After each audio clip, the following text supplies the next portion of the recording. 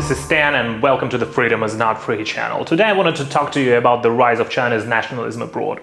Before we start, I wanted to share one video with you. It's been circulated on Twitter, on X platform right now. So let's watch it first. It's pretty short.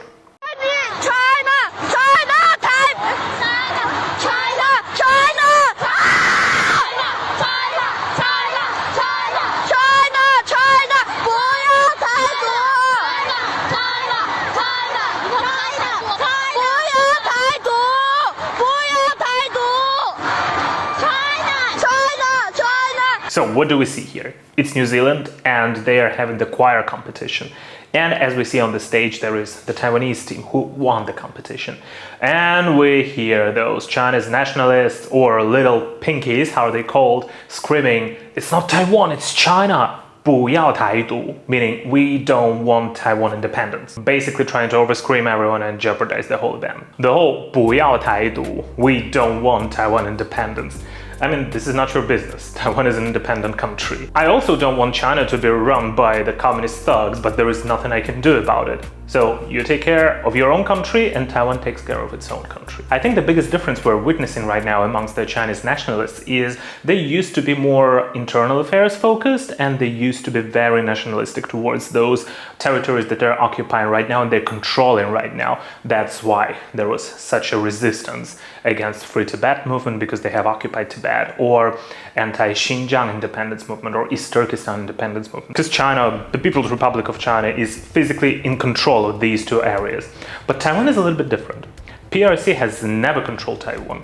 Since the establishment of the PRC in 1949, they didn't have control over Taiwan, not for an hour, not for a second. They tried to attack, they tried to get Taiwan, but they didn't manage to do that. And saying, we don't want Taiwan independence, but on the other hand, you don't even physically control the territory of Taiwan. I think that's pretty ridiculous. It's been more than 70 years since your country has been established, and up until now we see no flags on any of the official buildings in Taiwan, no flags of the PRC, meaning you basically have no say in what's going on in Taiwan. Then they start screaming Chinese Taipei, which is a very derogatory term, and I think it's humiliating towards the Taiwanese people, and it's being used in the Olympics. Why is it being used? Basically simply not to offend and not to make Chinese nationalists unhappy, but it is offending the Taiwanese. It doesn't sound as bad in Mandarin, it sounds like 中华台北 and not 中国台北, because 中国and 中华, these are two different terms, where 中国 represents one particular country, one particular state of China, and 中华 can be used in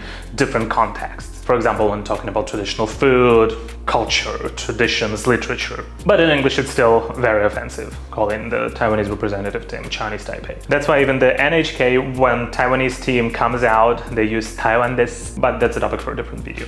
I think right now you all understand that Taiwanese people are being through a lot. And no matter if there is an international event, would it be cultural, would it be a sports event, would it be political, China is trying its best not to let Taiwan's voices be heard.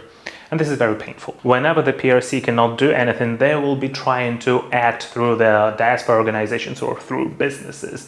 Or if the event can be organized and there is a Taiwanese representative team there, or if there is a Taiwanese delegation there, they will send their spies. Honestly, I've seen those kind of things many times. So why are the Chinese nationalists are acting like that abroad? You probably have seen many videos, not only targeting Taiwanese, but maybe Chinese tourists when they're being kicked out of the hotel, not willing to pay for the stay. They start just laying on the ground and screaming, "This is killing, this is killing. This is killing!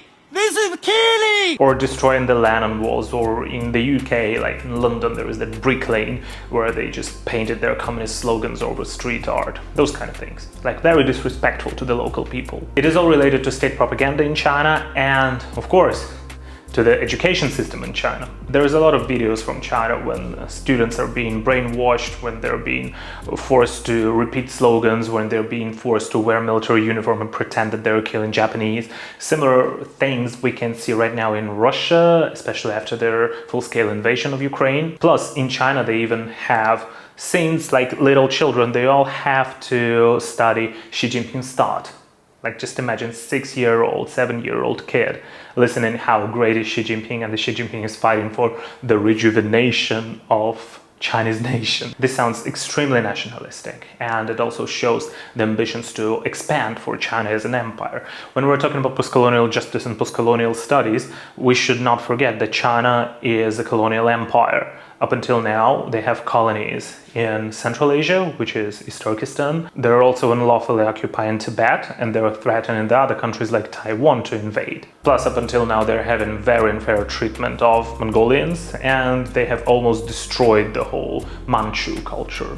And many, many others. These are probably like first ones that come to my mind. Even though it's a bloody empire, even though it's a colonial empire, they're pretending to be humiliated. They're pretending that the whole world hates China, that the whole world is treating China unfairly. The freedom of expression and freedom of speech. And how do these pinky glass hearts being shattered abroad?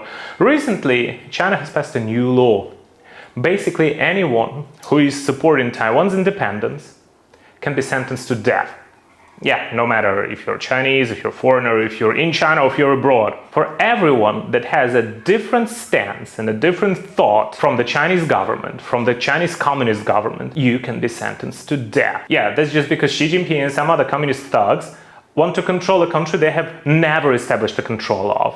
And they're trying to do that via legal warfare, or they also do that internationally. Recently, there is another piece of news that there's going to be a summit in Taiwan on the Parliamentary Alliance on China. And the politicians in 6 different countries, including Bolivia, Colombia, Slovakia, North Macedonia, Bosnia, and one other Asian country, which is not being named in the report, saying that they're getting texts, calls, and requests for meetings that would conflict with their plans to travel to Taiwan. Basically, China doesn't want any politicians, any parliamentarians, any MPs to visit Taiwan, a country that has nothing to do with China. And this is the world we live in. A country that says that they oppose imperialism, that they oppose colonialism, is just another lying, blatantly lying colonial empire. And here I would like to borrow the words of a scholar that I do really respect, Mr. Yaidakyo, who lives in Taiwan right now, and he knows a lot about China. He used to work there, and he is a very well-known journalist. Basically, you can simplify this nationalistic agenda to one sentence. Our country is the greatest country on earth. Our country has been humiliated for many years, and our country is in a very dangerous situation right now. That's why there is a need to mobilize the people around the ruling party or the supreme leader, which is Xi Jinping. And this is why they have the whole education system based on hate. And when those people who got educated in China come to foreign countries, there is a certain clash of cultures there. When they see that there is a democratic country of Taiwan, and there are Taiwanese people all around the globe doing their own thing, talking about the successes of their country, talking about how tolerant it is, how culturally independent it is, and how good it is to live in Taiwan. It is really good to live there. Government doesn't cause you much trouble. You're free to do whatever you want. There is no like big brother's eye watching over you. There is no Chinese state propaganda, and you can pretty much live a very free life, which is very different from the surveillance state full of hate which China is. And when those people who got their education in China actually believed in what they've heard in China, when they come abroad and when they see those free societies, they see the Taiwanese people can say whatever they want, that can actually share the experiences of their free country. And it's a great country, it's a great place where you can live. Of course, those little pinkies, they start feeling jealous. And when there are those events where Taiwanese people win for China, it's a feeling of humiliation. A democratic country won over a dictatorship, and they're claiming the territory of this democratic country as a part of their own territory. They probably experienced the freedom of speech for the first time in their lives, but freedom of speech doesn't give you a right to destroy other people's property, for example, or destroying works of art, or behaving like a crazy person, like the spit spray nationalists. And of course, they've been told that everyone wants to humiliate China, everybody hates China, but when they're abroad, they realize, no, nobody cares. If you are in a democratic country, you can do whatever you want. Nobody would say anything. And probably all of them understand that they've been lied to for the entirety of their lives. But then that feeling of national pride that has been taught to them for years and years and years of hate propaganda, it comes out.